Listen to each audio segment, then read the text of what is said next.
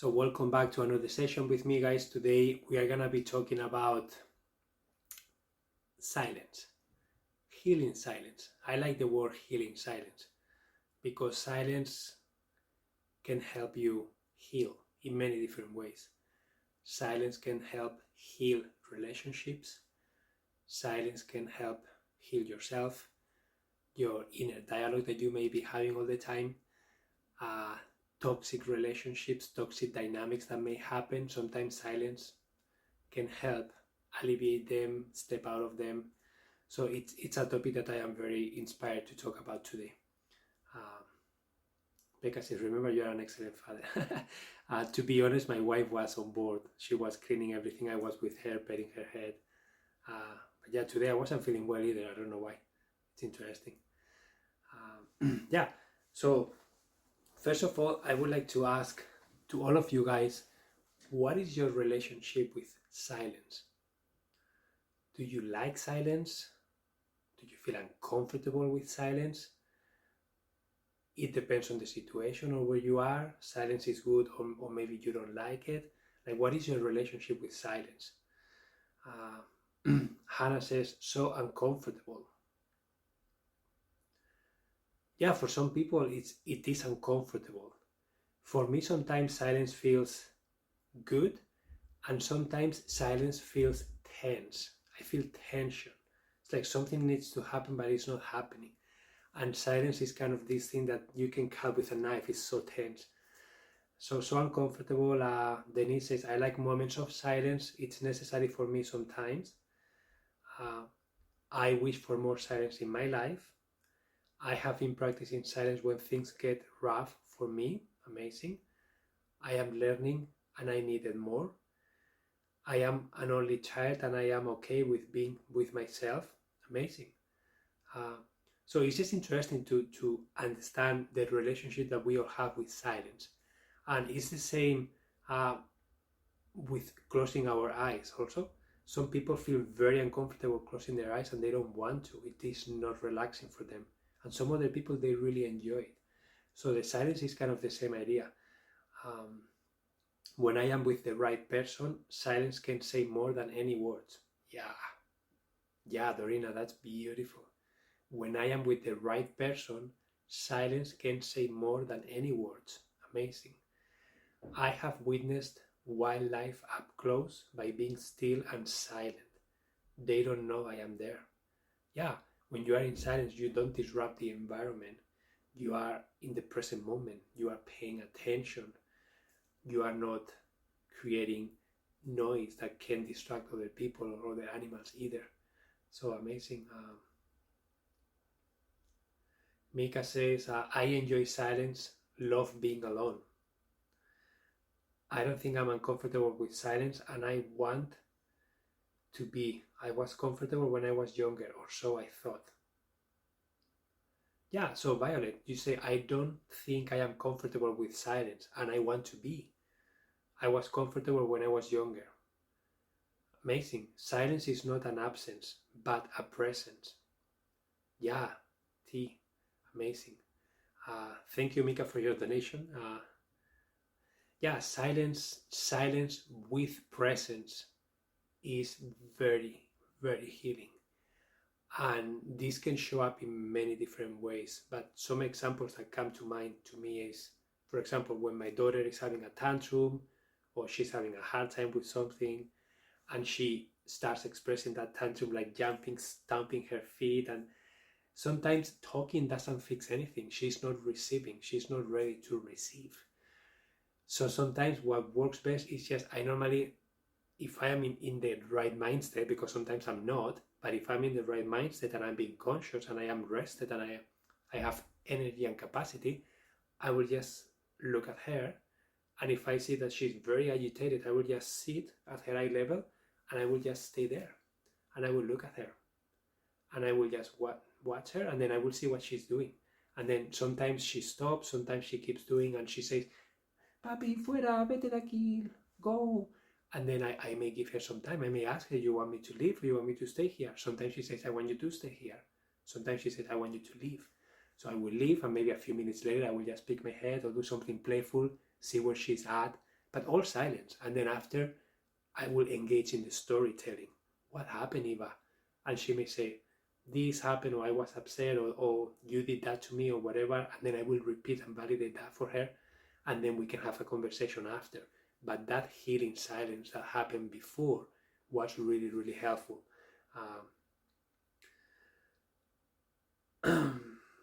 Yeah, so silence is not an absence, but a presence.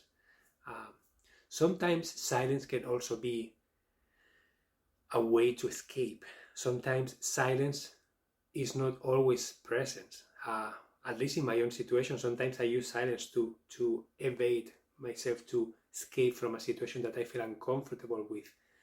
And it is not healing silence at all. It is toxic silence. Basically what happens is that I don't want to express, I don't know how to express, it's too uncomfortable, I want to avoid confrontation, I want to do something, I just don't know how to manage it. So I opt to don't do anything, and I opt to be silent. And Samantha sometimes gets really upset with me with that specific thing, because she says, Emilio, you have to request, you have to ask for what you need, you have to voice out what you are feeling. Don't let it bottle up until then you explode, and then we don't even know what's happening. And I agree with that. In my situation, sometimes silence doesn't equal presence all the time. Sometimes silence is a tool that I use to avoid something that is uncomfortable for me. So my job is to keep learning how to be present in that silence and how to start expressing what I need. Even though maybe it's messy at the beginning, but I have to voice that out more. Okay? I love when you do Eva's voice.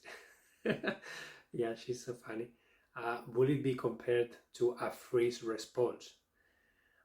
Denise, sometimes, yeah, sometimes things are so intense that you may enter that freeze state, that your nervous system is like it's not ready to do anything, it's not ready to run, and it just gets like, yeah, you get petrified and you just don't know what to do. So silence is a part of that freeze technique that we all have.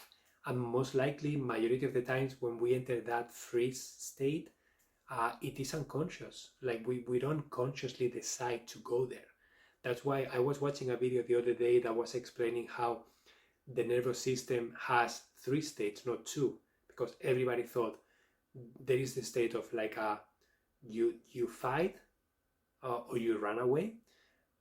But then they say it was like a traffic light, right? You have green, so it's the parasympathetic nervous system. You have the red, the yellow, that is the fight or flight, that you are doing something, and then you have the red.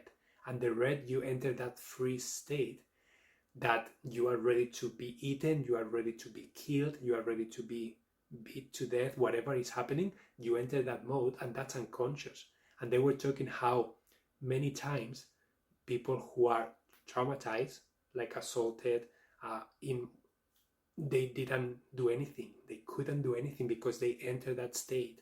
And some people were saying, but why didn't you defend yourself? Why didn't you do anything? Why didn't you run? And I said they just couldn't. And I remember in my infancy, when I was having nightmares, sometimes I would wake up and I could not move. I was petrified. I was with my eyes open and I could not move. I couldn't talk. I couldn't do anything. I was in that state of freeze. And it wasn't until I heard a familiar noise, my sister moving in her bed, something that took me back to the present moment. And that's when I did like, and then I started to move. But I was on that freeze state. So yeah, silence can be associated with that state for sure. I have experienced silence in the past and used it as a freeze response. Yeah, Denise, absolutely. You can certainly enter that state, and silence is a part of that for sure. Buenos días, Ana. Buenos días, Mónica. Becca says, when I am practicing to pause, reflect, and respond in conversation, the other person reacts negatively. Yeah, so when you are practicing to pause, to reflect, and to respond in conversation, the other person is reacting negatively. This is very interesting, Becca, because I wonder what's going on in that person's mind. I wonder if you are triggering that person by creating that pause, that silence that makes them uncomfortable. Maybe they don't feel heard. Maybe they feel that you are not listening to them because you don't listen the same way that they listen. And sometimes having a clear conversation is important. Explaining what you are doing is important, because sometimes silence can be triggering, can be uncomfortable, and some people process information really fast and some people don't. Some people they do active listening, and then they allow a pause and they actually listen to what you are saying. They are not trying for you to stop so that they can talk. They are actually listening and receiving what you are saying and then reflecting about it. So they take a little bit of time. But if it's too slow, if there are two different kinds of communicators, the communicator that is fast may feel annoyed. Absolutely. And this is something like, sometimes I feel annoyed with people who doesn't keep eye contact with me. Like if I'm talking to them and the person is just talking to me like this, I just don't feel the connection. And it's not good or bad, it's just a different way of communication. But to me, it triggers me. It's like, are you actually listening to me? Or do you have any other thing important that you have to do? And I am kind of like bothering you. And that to me, for example, can get me triggered and can get me defensive a little bit. So it's the same with communication and silence. So yeah, absolutely. Yes, I detect their discomfort. It's up to the other the way they respond though, right? Yeah, Becca, absolutely. It's up to the other person how they react, right? But if they are uncomfortable in your presence, and maybe you can explain what you are doing, maybe you can validate how they are feeling, maybe you can ask a question about, wow, I sense that you're feeling bothered by this pose, and I just want to let you know that I am practicing this new technique that is creating space, creating a little bit of silence between sentences so that I can process. And some people, they need that, but it seems that they are not allowed to have that silence that they need. So, and your body language can play a role in your communication style as well, verbal or non-verbal. Yeah, absolutely. Absolutely. Body language is so important. So when we are engaging in silence, we are also using many executive functioning skills. Okay? For example, metacognition is an executive functioning skill that allows us to be in the present moment, allows us to observe the way we behave, the way we think, what's going on in our head. It allows us to reflect and to adjust our behavior to what's happening. And many times that executive functioning skill works really well when you allow silence, with presence, and you are in the present moment in silence, paying attention, observing. And then when you do that practice, that mindfulness practice, some people call it noble silence. It's a noble silence. It's like a practice, a meditation, a silent meditation practice that can be really long or can be short. But basically, it's a way for you to create space, to notice, create space for new things to come in. That's another thing that, in my own experience, when I am in silence, doing something that engages me with the present moment, it feels like I open a door to creativity, I open a door to new ideas, I open a door to something that is not in my head. It's kind of, and that happens to me when I do yoga, especially yin yoga. That is slow yoga. You hold the poses for 2 to 5 minutes each pose, and you are in silence. So it's a yoga pose. So it's physical, but at the same time, it's very mindful. It's very, you have to be present. You have to be noticing your resistance physically and mentally. And the same happens when I'm going for a walk with myself and I am not talking. I'm just trying to be present. And the same happens when I sit down and I just close my eyes for a few minutes and I just try to come to the present moment. So it can be very, very healing, and you are creating space for something else to come in. So this is the thing. If we are constantly talking, doing, and we don't create any space, it's very difficult for something else, something new to come in. It's just there is no space. It's just too cluttered.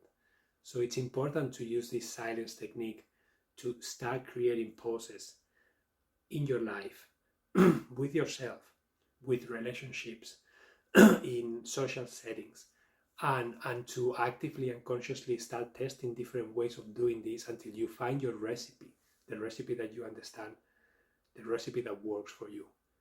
Because some people need a lot of silence time, some people don't.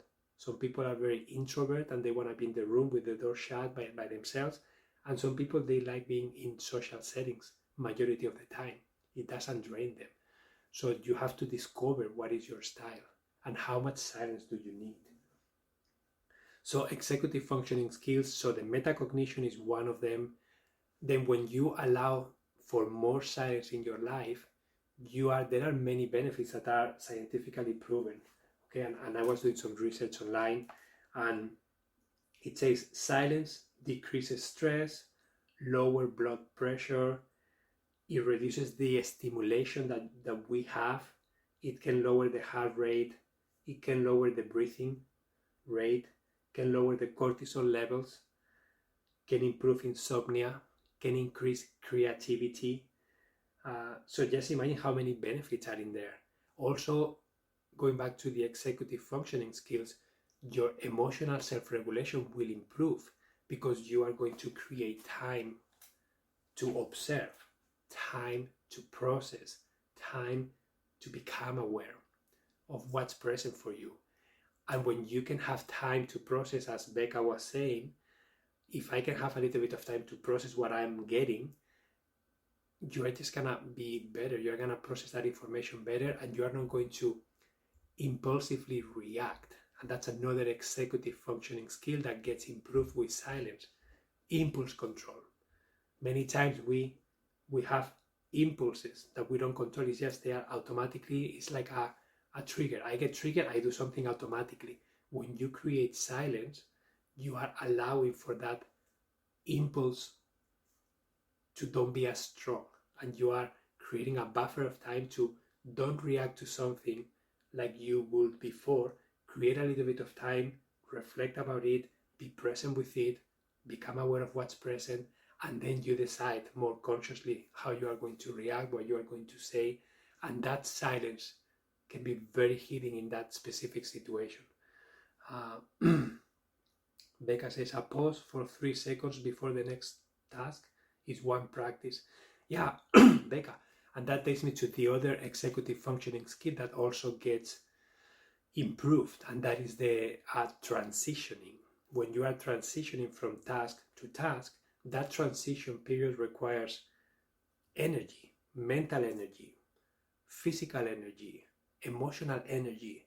You are transitioning from doing something into doing something different. So if you allow a little bit of silence, okay, for example, if before doing this talk, this live session with you guys, come to my room 5 minutes before, 10 minutes before, I set the room, I light a candle, maybe I do a little meditation, I smudge myself, I'm in silence, I set a clear intention, I want to cover this topic, this is why I'm doing this talk. So that transition time in silence, because I'm not talking, I'm just being in silence, and I am setting an intention and I am checking in with myself, that is very, very healing. And it will allow you to transition from thing to thing with more intention. Maybe from work to going home, maybe from being with your kids to being with your husband or your wife, maybe from being cooking in the kitchen to maybe going and seeing the neighbor. Whatever you are transitioning from into, that silence is going to allow you to do that with more intention. Eva says, why do you think people find silence uncomfortable? Kind of opposite of what you are talking about. Yeah, absolutely. Very happy to talk about that. And that is a reality for a lot of people. First of all, I would like to say that we are not conditioned or trained to be in silence. I was reflecting about my infancy, I was reflecting about my social settings, and silence is not a part of it majority of the times. People are always talking, doing. It's very difficult to be in silence with someone else. Okay, so that's the first thing. So we are not used to being in silence. Being in silence sometimes can equal you have to be present, you have to be okay with being in silence because you don't know what's happening, you don't know what the other person is feeling or thinking. Sometimes when we are in silence, we have to then listen to our inner dialogue. We have to become aware of what's inside of us, and we don't like that. So we decide to stay busy, stay distracted, because going inside is so uncomfortable, it's so difficult. Sometimes we cannot do that because we have not been taught emotional intimacy, how to get in touch with our emotions, how to process them, how to express them, how to hold space for someone else to express the emotions without taking them personally, without feeling attacked. And so all that stuff is happening. And as you can imagine, if that's really, really uncomfortable, why would you go there? Silence is one way for you to go there, but you are going to avoid it. Unconsciously, you are going to avoid it. When you start doing inner work, when you start doing inner child work, trauma work, any kind of healing, the first thing that you are going to do is go between. You're going to go inside of you and you're going to start noticing and feeling. And that can be very, very painful for some people, very overwhelming. That's why sometimes silence is uncomfortable, because it takes you to a place where you have to do something with those emotions, those things, that trauma, and you don't want to because it's too much. So that is one reason. That is one reason why it may be very uncomfortable. But this is like a skill, right? This is like closing your eyes. This is like doing a meditation. If you are just getting started, you are not gonna sit down for a 1 hour meditation. Maybe if you are lucky, you will do 10 seconds. But just the habit of like, I sat down, I did 10 seconds of silence, 10 seconds of closing my eyes, 10 seconds of meditation. And then you start building from there. Over time, it's a skill that you're going to start nurturing. It's like going to the gym. The first time, you're not gonna be lifting like a lot of weight, or you're not gonna be running really fast. But as you do it more and more, you're gonna get better at it. So this is the same idea. Silence is something that you have to start nurturing more and more and more. And I have a few examples more to share from my own life on how silence has created very beautiful healing opportunities for other people, and the comments that I receive from them with the gift of that silence with presence. So I will talk about that.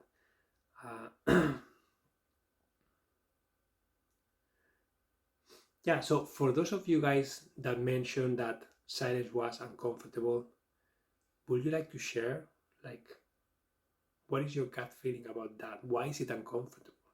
What are you afraid of? I would really love to hear from the people who feel uncomfortable. And I will say maybe just with yourself, okay, not with other people, just when you are alone, if you are afraid of that silence, like what are you afraid of?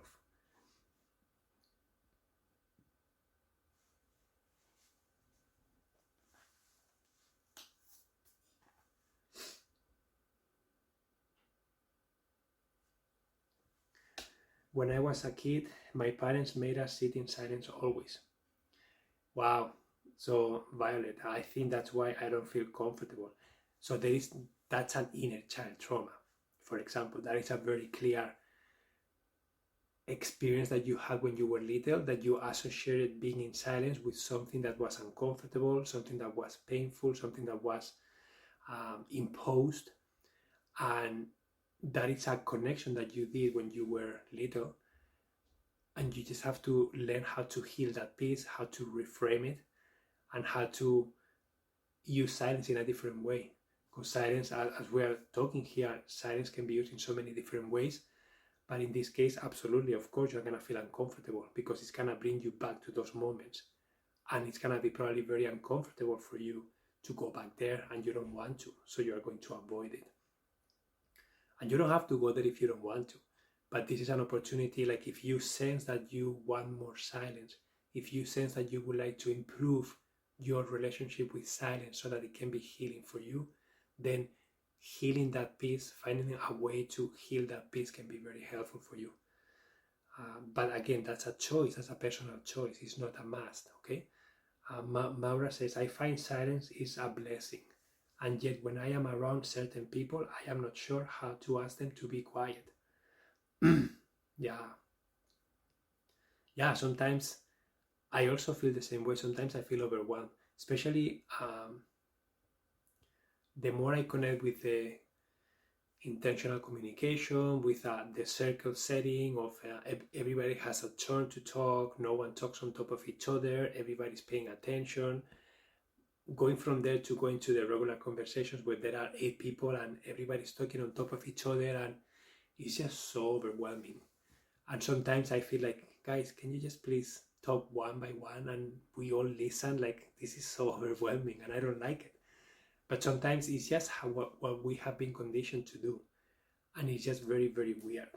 And this takes me to really share about the example. Let me read this first. So Violet says, I want to improve that relationship. So Violet, beautiful that you want to improve your relationship with silence. And I invite you to ask for help about that specific piece of healing that you need. That relationship that you have with silence that you created when you were little, and how can you transform that in a different way so that being in silence doesn't traumatize you more, because it takes you back to that experience. And there are different approaches that you can explore here, okay? But I think that will be your next step, because when you can heal that piece and you don't feel that emotional charge when you are in silence, you are going to be able to use silence in a different way. So speak to that little girl with love, heal that inner child trauma. Yeah, Alessandra, beautiful. And Violet, and I would say that maybe here there are a couple of approaches that come to me right now, but that you could explore. One is the Violet from now is gonna talk to the Violet that is the little girl, and maybe you can give her a name, but you are in the present moment looking at that situation. You are not going back to that situation. That is very important. You are not going to go back there and relive that situation, because then that may re-traumatize you. You are going to separate yourself from that little girl, okay? And the Violet from now is going to help that little girl get what she needed. That is one approach. That's inner child trauma.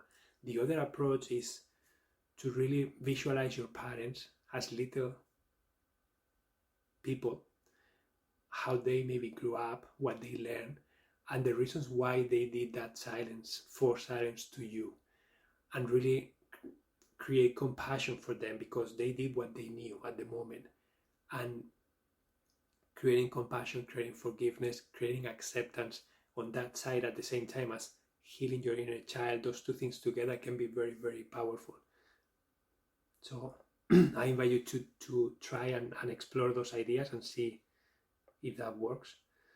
So Dorina says, right now I am going through a hard time, and when I am alone and in silence, I can't help but think about what I'm going through. And as an introvert, this is especially difficult for me, since normally being alone with my thoughts gives me energy. So Dorina, this is another beautiful example of how being in silence, the silence is telling you what the next step is. The silence is giving you the foundation of what do you need to work through next. And many times being in that silence piece and really becoming aware of what's coming while we are in silence, that's basically the universe sending us what we need to work through next, what we need to process, accept, be present with. Whatever we need to do with that piece, it's present there for a reason. I believe that. And I think that when you're in silence, normally things come to you, things that you need to know, things that you need to work through, ideas that you can take action about. When you create that silence, that's what's gonna show up. So just an idea. Alison says, I have not been able to quiet multiple traumas, and gently I'm growing my silent practice. Amazing. I have a minimum goal on, and ideally lengthening the practice by a few seconds per day. Yes, it helps me to ritualize it with Smudge. Yeah, Alison, beautiful. So there are many different ways of exploring this silence You can have an altar, you can have a ceremony with a candle, you can have smudge, you can do cards and ask questions and just be in silence with what the card tells you. You can just sit in silence and listen to your environment. Sometimes with my wife, we sit in front of each other and we look at our eyes in silence, and maybe we do 5 minutes of that. And just amazing to see how powerful that is, because sometimes we are looking at each other in our eyes like this, and maybe we start crying, maybe we start laughing, maybe we start feeling uncomfortable, maybe we feel at peace. It's just a roller coaster of emotions, and the work is to don't get involved with those emotions. Just let them pass through. Let them, wow, I'm very sad and crying, expressing that. Now I feel happy and I'm laughing. Now I feel calm. And then just let them pass through and don't get involved in the emotions. But that's another exercise that we do, and it's amazing. Yeah, in addition to Emilio's advice, check Lynn Fraser, Still Point, here on Insight Timer. Thank you, Eva, for that resource.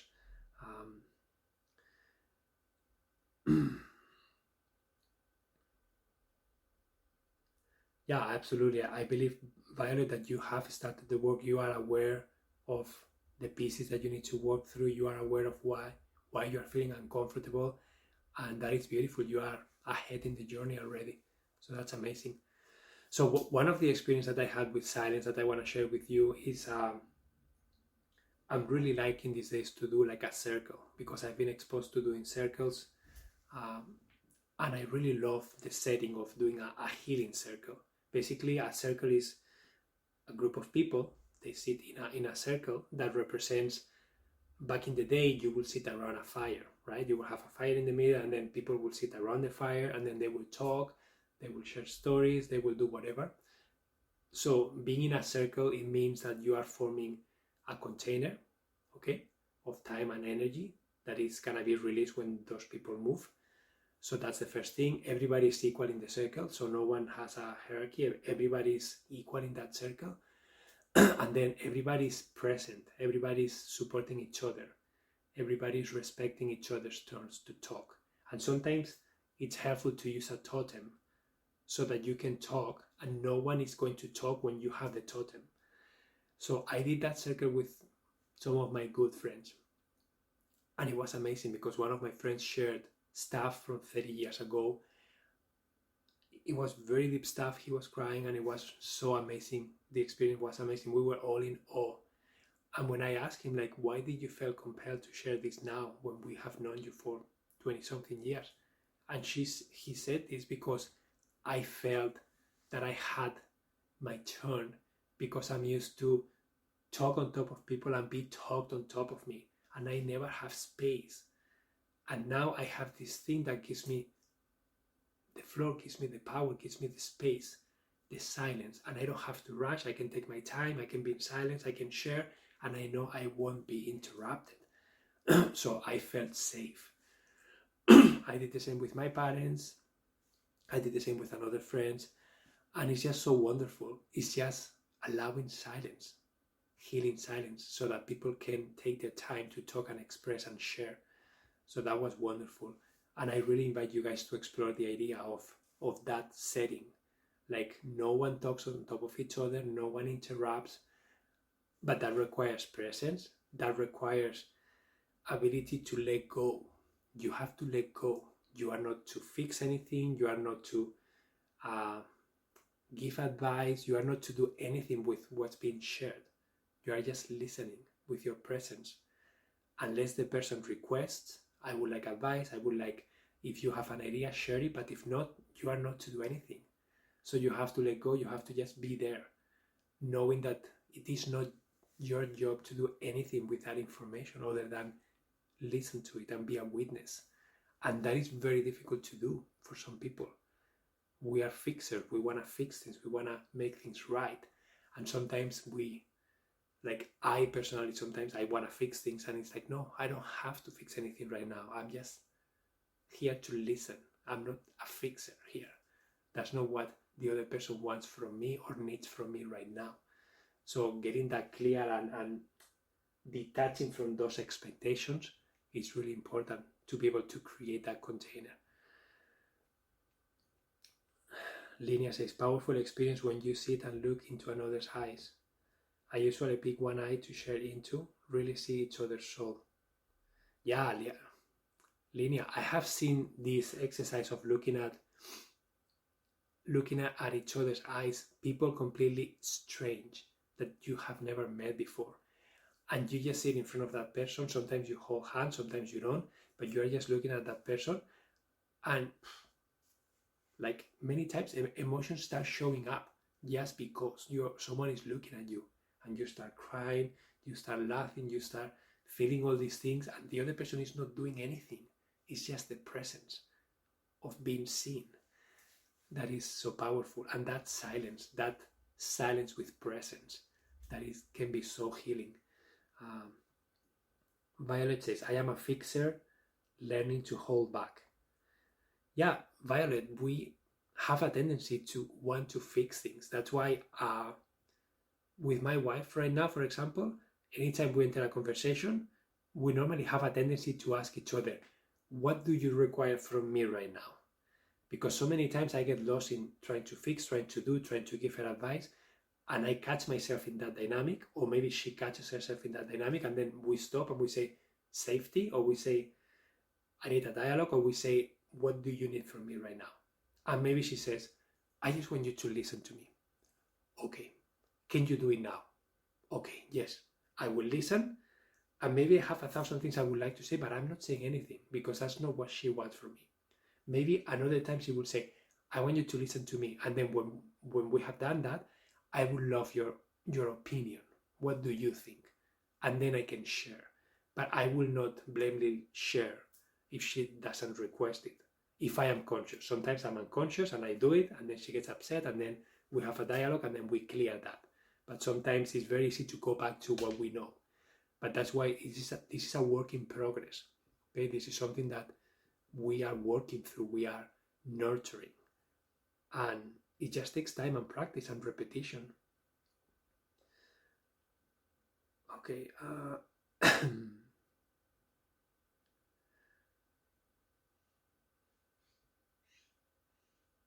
Yeah, Linnea, I did an exercise like that with my husband at a couples workshop, and it was amazing.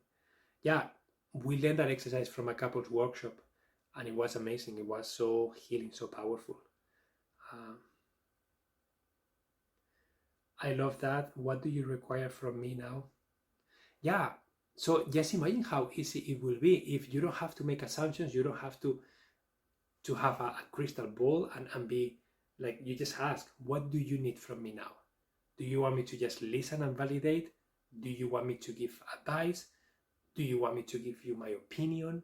Like, what would you like me to do? And then you let the other person to choose. And then it becomes so easy. At least for me, it's like, okay, now I can relax because I know what's expected from me. And I know I'm doing what's needed. Becca says, I am a highly sensitive person, and I don't know why it feels so awkward and overwhelming to look for very long in another person's eyes. Any thoughts? Becca, that's something that you can explore. Why do you feel that? That's something that when you practice that, you're going to start noticing what's coming up for you. And sometimes it may be fear of being judged. Sometimes it may be fear of being seen. Maybe you feel that you're not good enough and the other person is seeing that in you. I don't know, there can be 1,000 reasons. But my invitation is, if it's uncomfortable, that means that there is something for them to explore if you wish to, if you make the choice to do so, okay? Because you will find out very quickly when you start nurturing that exercise. And you can do this exercise with your husband, with your partner, with a good friend, with any person that is willing to do it with you, right? I have done this exercise with strangers in training sometimes, and people were willing to do it. So it's just interesting to use this exercise to know and to become aware of what's present for you when you are doing it. And you will discover things about yourself for sure. So yeah, any thoughts? If you have the chance, practice and find the the sweet spot for you. What is that? Is it a minute? Is it 30 seconds? Is it 2 minutes? Is it 10 seconds? And put a timer and just keep growing that time and keep becoming aware of what's coming up for you.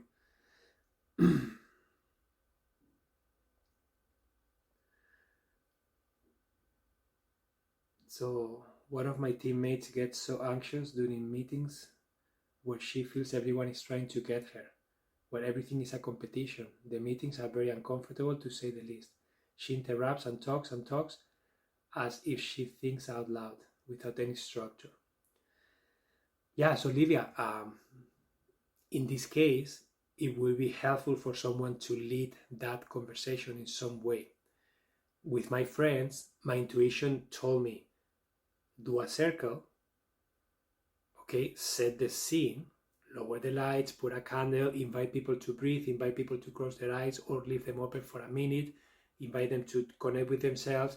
And then I used a totem because I knew if I didn't have a totem, people will talk on top of each other. So I say the rule is there is a totem. When someone grabs that, no one is allowed to interrupt. So I don't know, you can try something like that, or maybe different settings, different rules. But I don't know how many people are in that meeting, but you can suggest to try something different, a different structure. Maybe you can go online and meeting structures that work well, and then you can get ideas, and then you can grab what you like from the things that you see, and you can create your own structure that feels good to you, and you can give it a try, and you can express your discomfort. You can express how you feel too, if people are willing to receive. But yeah, sometimes it's very difficult to bring that into a meeting where there are many people involved.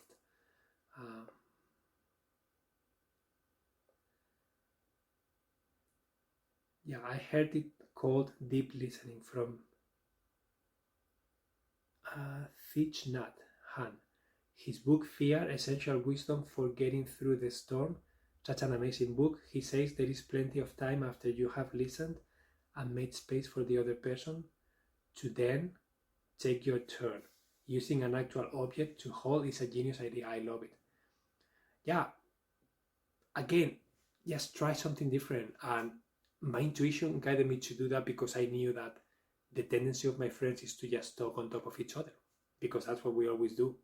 And for a person like Samantha, that she speaks English and Spanish, she's still learning Spanish, it's very overwhelming to have, like, imagine 8 people and maybe 2 people are talking there, 1 people from here is talking with that person, this person here is talking with that person, and then what we do, we're having different conversations at the same time, and we start raising our voices because we can't hear, and then it becomes this screaming at each other kind of idea, and I cannot listen to what the person is saying. 3 other people are having conversations at the same time, and it feels so messy, so like unintentional.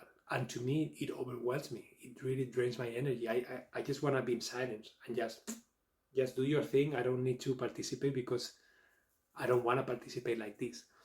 So sometimes that's why I introduce the idea of the circle, and we don't do it every time, but sometimes we do it, and it's just so peaceful. It's so wonderful.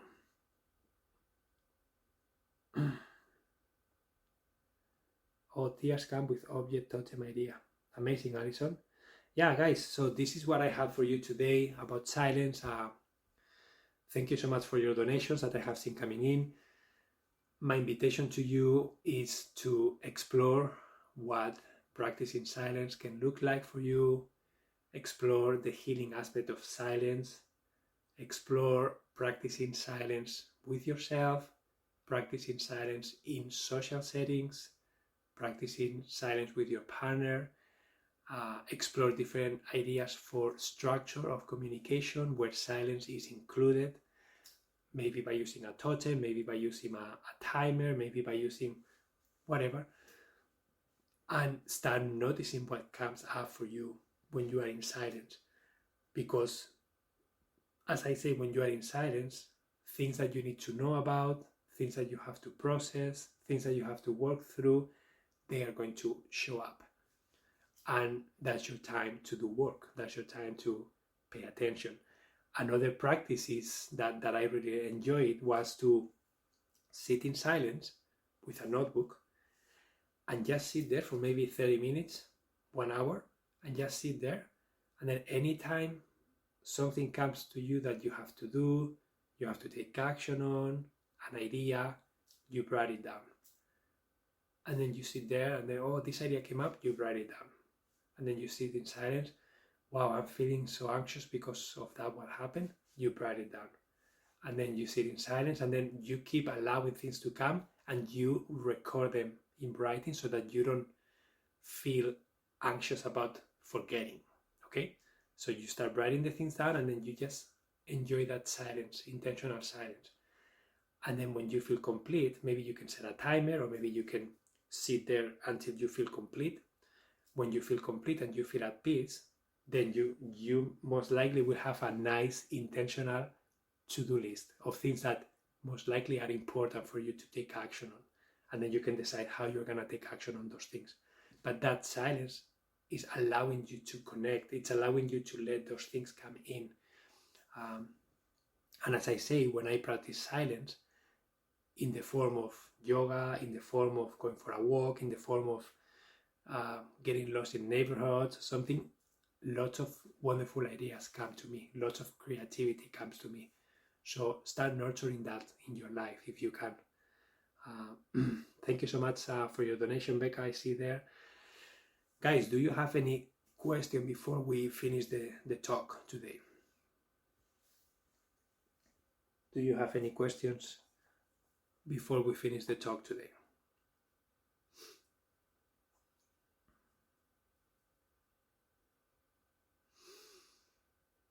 Because I would like to finish with a little bit of silence. And I have my singing bowl. And one of the things that I also found interesting is that in my course about self-care that I have different kinds of practices that you can do. And it's interesting to see people's reactions to, because I have one that is a meditation.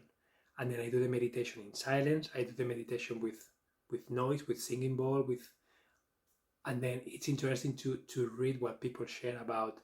I enjoy more the silent meditation. Some people say I really didn't like the silent meditation, but I love the one with the singing bowl or with the music, background music. And it's just so interesting to notice how each person reacts differently to the silence, and how, the silence is just so interesting, such a wonderful tool to help you become aware. Okay, so thank you, Violet. This was very helpful, amazing. So I invite you to close your eyes if you feel comfortable. Okay, I invite you to keep breathing comfortably. And I want you to be in silence with me for a little bit.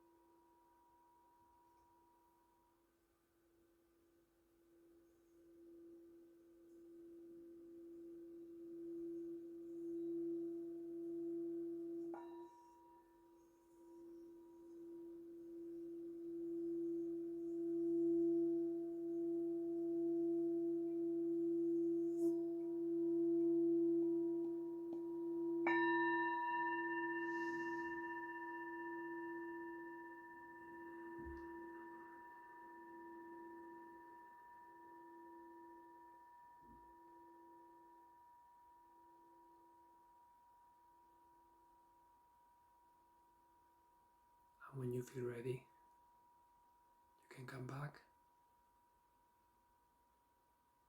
If you feel like sharing something in the chat, you can.